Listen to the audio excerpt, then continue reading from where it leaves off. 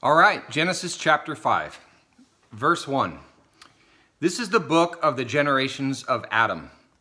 In the day when God created man, he made him in the likeness of God. He created them male and female, and he blessed them and named them man in the day when they were created. So originally, man's makeup resembled the divine nature more than any of the creatures in the world. Verse 3. When Adam had lived 130 years, he became the father of a son in his own likeness, according to his image, and named him Seth. Then the days of Adam after he became the father of Seth were 800 years, and he had other sons and daughters. So all the days that Adam lived were 930 years, and he died. All right, so now's a good time to pause and address the long age issue found in the early chapters of the Old Testament. There's already a lot going on in these first few chapters that don't align with our reality today. And now we're told that people lived well over 100 years, like 9 times that. Some folks immediately jump to a conclusion that the Bible is just symbolic or simply not true when they read statements like this. But following the rules of investigation, we have to give it a chance. We have to see the truth. So I'm going to read a few sections from an article written by Dr. Georgia Purdom and Dr. David Menton with Answers in Genesis Ministry. If you'd like to Google and read the entire article, it's titled, "Did People Like Adam and Noah Really Live Over 900 Years of Age?" So that's the title. And before I get into that real quick, if you think about it anyway, the fact that human beings can live even 80 years with just the normal functions of the brain and the heart, sending signals and everything going on in our human bodies, that alone is hard to believe and understand anyways. All right, so they state, the Bible teaches quite plainly that the early patriarchs often lived to be nearly 1,000 years old and even had children when they were several hundred years old. Similar claims of long lifespans are found in the secular literature of several ancient cultures, including the Babylonians, Greeks, Romans, Indians, and Chinese. But even a lifespan of nearly 1,000 years is sadly abbreviated when we consider that God initially created us to live forever.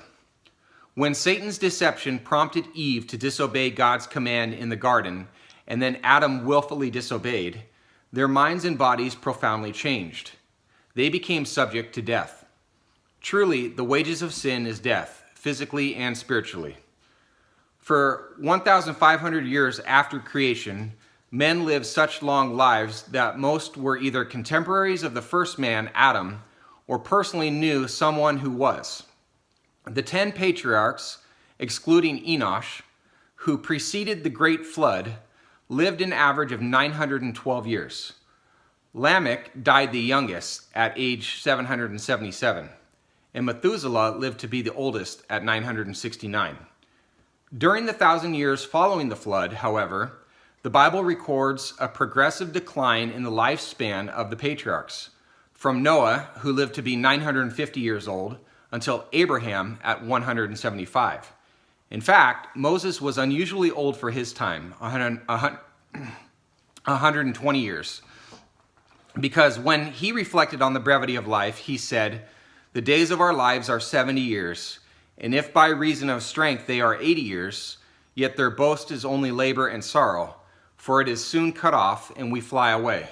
And that is from Psalm chapter 90, verse 10.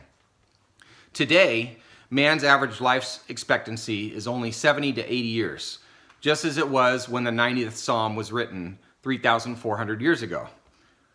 The plunge in lifespans after the flood suggesting that something changed at the time of the flood, or shortly thereafter, that was responsible for this decline.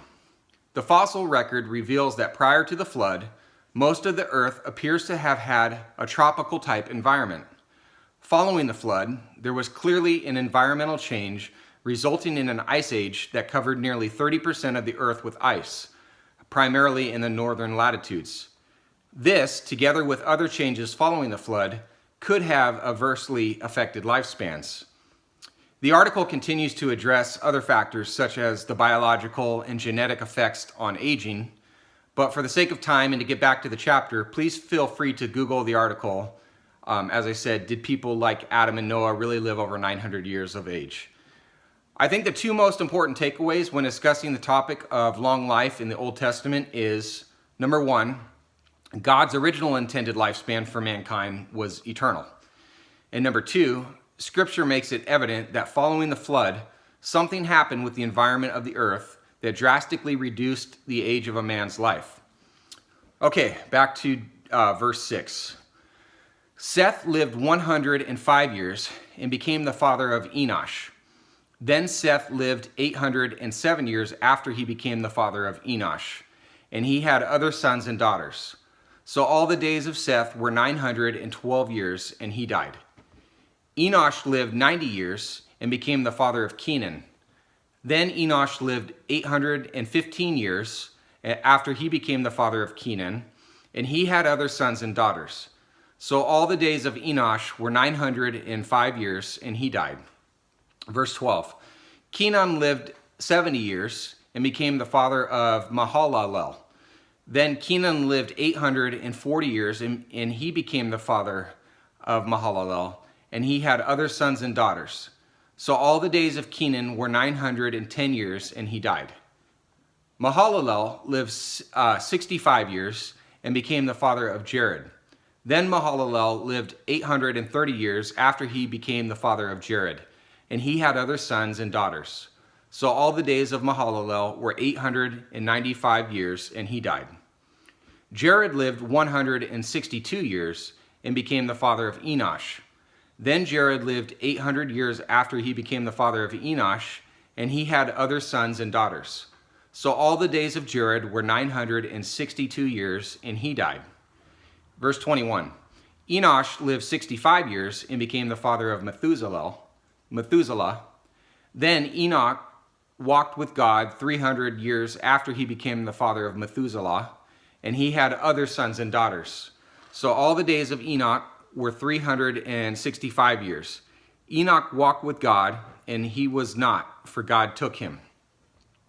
Methuselah lived 187 years and became the father of Lamech.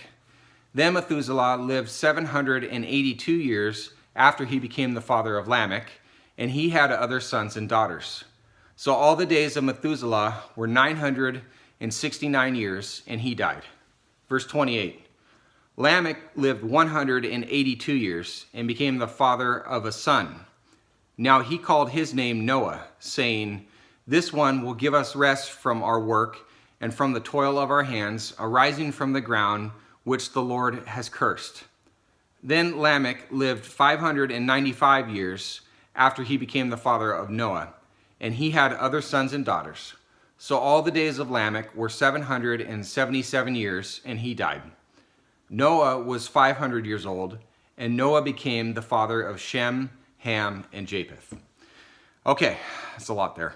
Thank you very much, and be moving on to chapter 6 next. Thank you.